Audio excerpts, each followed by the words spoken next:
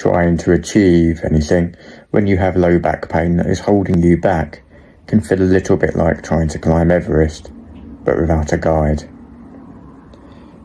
This is where coaching comes in. This is where health professionals' advice comes in, as they can assist you in making a plan.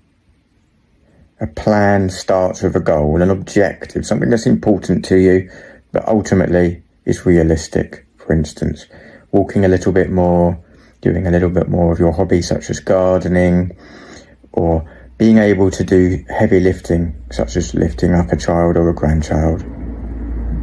Then it's a case of the horrible bit of looking at what it is that's holding you back, your roadblocks, the things that's stopping you from achieving that goal, be it time to do some particular methods, or be it just lack of motivation and lack of willpower.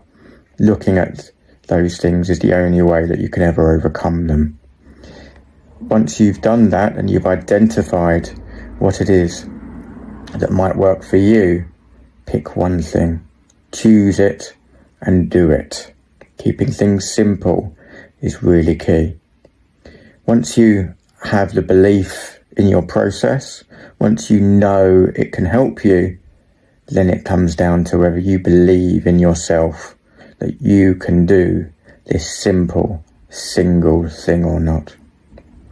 This strategizing or action planning, if you will, is vital when it comes to achieving big things.